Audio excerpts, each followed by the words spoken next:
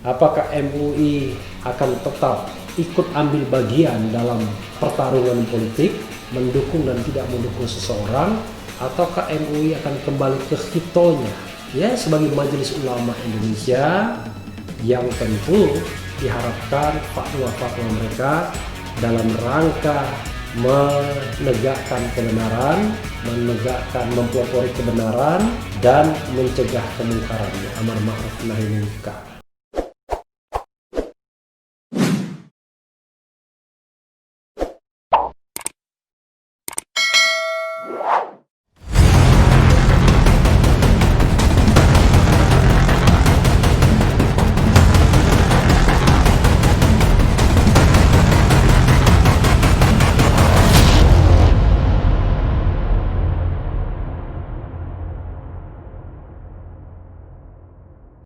Assalamualaikum warahmatullahi wabarakatuh, Sobat RH sekalian.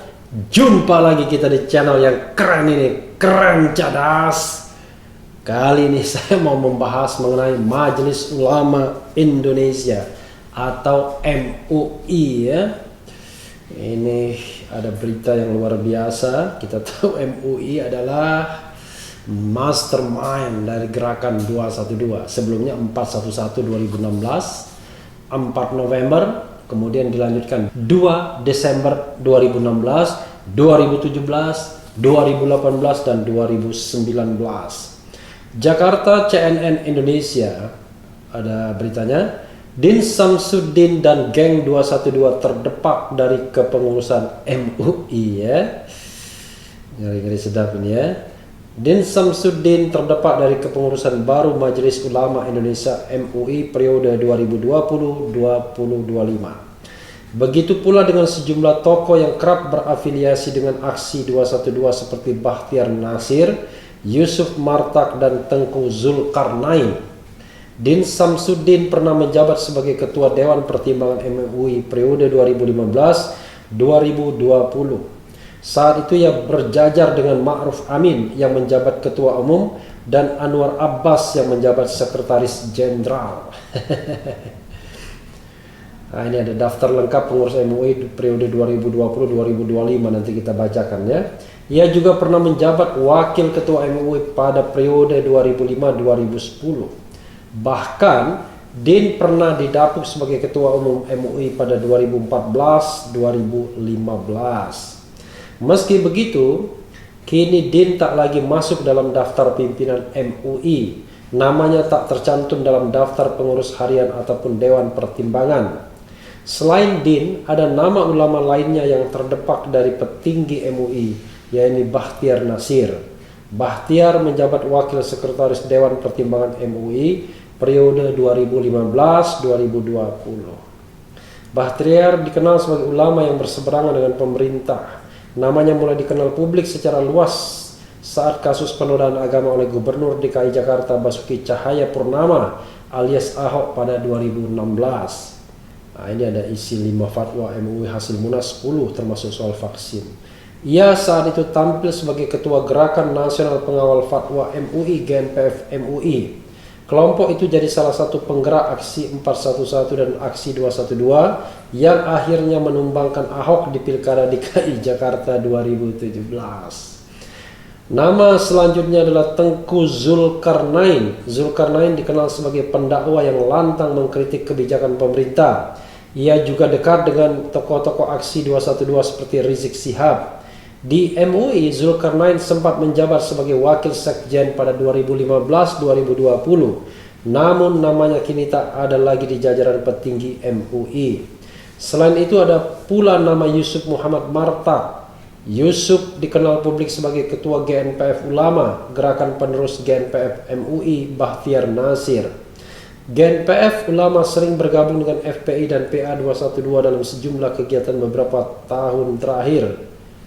Beberapa di antaranya adalah reuni aksi 212 dan penjemputan Rizik Syihab dari Arab Saudi.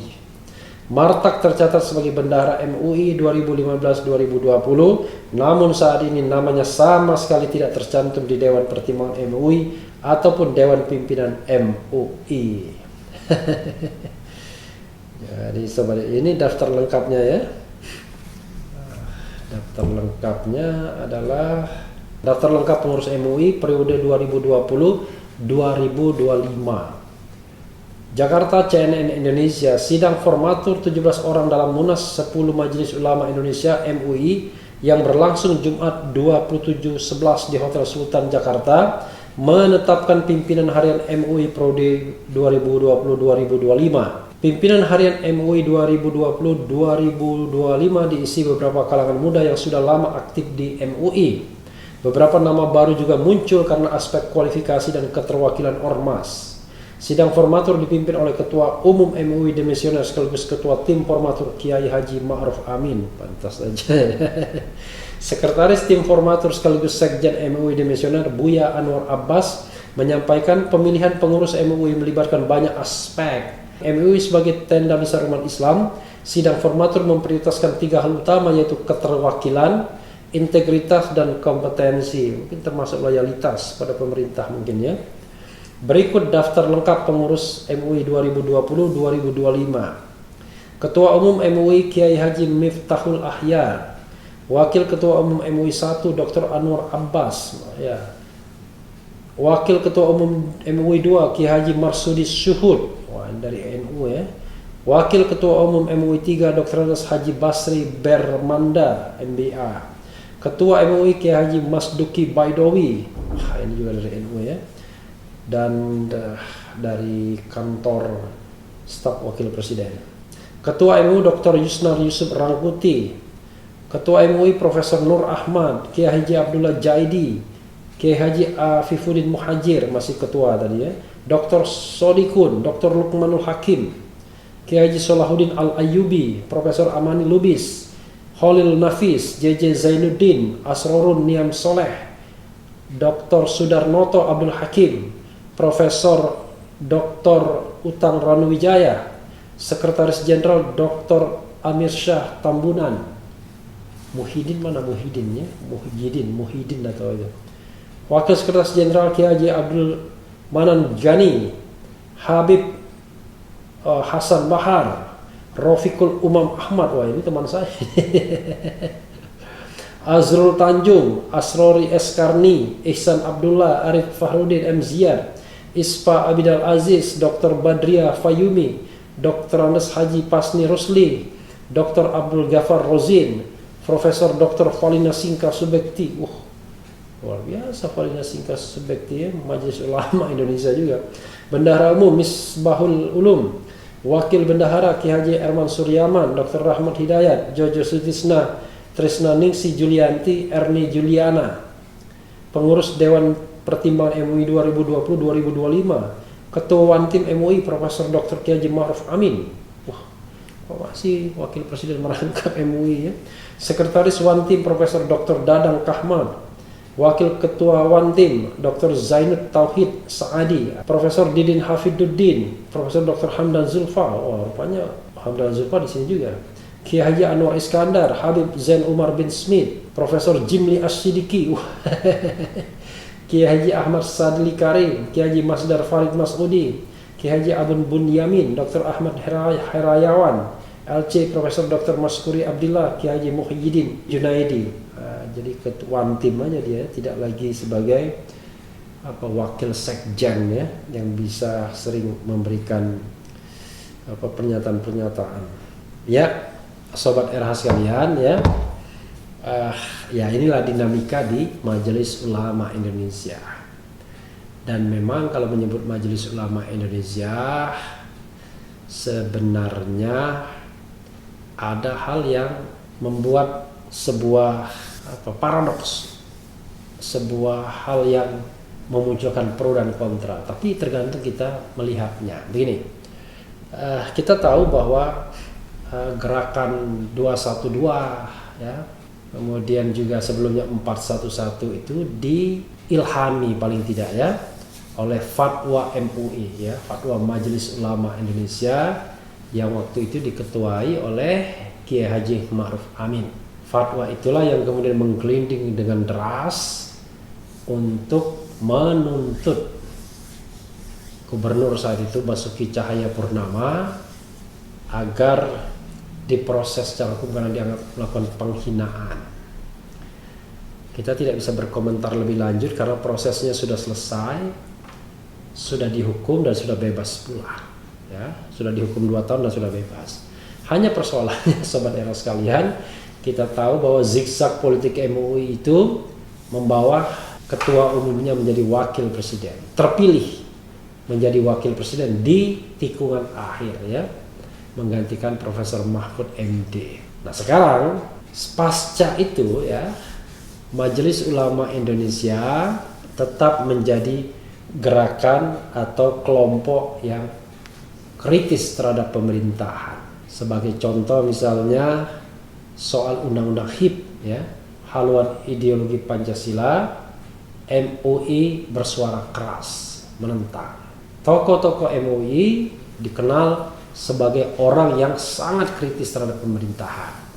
Ya diantaranya 3 orang itu. Profesor Din Samsudin sebagai Ketua Dewan Pertimbangan, kemudian Tengku Zulkarnain sebagai Wakil Sekretaris Jenderal, dan Bahtiar Nasir.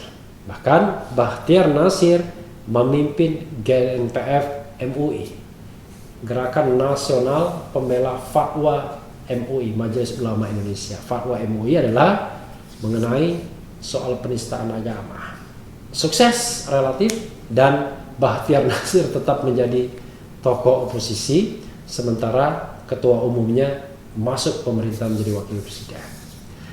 Nah, adapun Din Samsudin pada awal-awalnya tidak terlalu kelihatan sikap oposisinya, sampai akhirnya kemudian bergabung atau mendirikan koalisi aksi menyelamatkan Indonesia, dan juga sebelumnya ada organisasi-organisasi lainnya yang gencar melakukan advokasi atau pembelaan, termasuk membawa undang-undang yang dianggap tidak benar, tidak adil ke Mahkamah Konstitusi. Jadi Din pun kemudian menjadi tokoh oposisi hingga saat ini. Tengku Zulkarnain secara pribadi walaupun tidak pernah membawa nama organisasinya, memang dikenal juga sebagai tokoh oposisi yang kerap mengkritik pemerintahan Jokowi. Jadi Sobat RH sekalian, no wonder kalau mereka ini akhirnya ya hilang dari peredaran, terutama di eksekutifnya. Kalau Dewan Pertimbangan atau wakil ya biasanya mungkin namanya masuk saja tapi aktif juga tidak barangkali ya. Nah, beda kalau dia berposisi sebagai ketua umum, sekretaris jenderal, dan wakil sekretaris jenderal. Termasuk Kiai Haji Muhyiddin juga, saya mencatat juga termasuk sosok yang kerap memberikan statement keras ya terhadap pemerintahan Presiden Jokowi, dan dia digeser ke jadi wakil ketua Dewan Pertimbangan yang juga barangkali tidak banyak power sehari-harinya.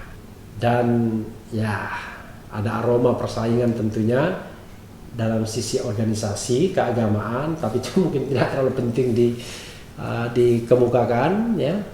Yang perlu adalah MUI mau kemana sesungguhnya, apalagi nanti kepengurusan 2020 sampai 2025 ini akan melewati satu pemilihan presiden dan wakil presiden, dan tentu barangkali juga pemilihan gubernur DKI atau pemilihan-pemilihan lainnya yang strategis.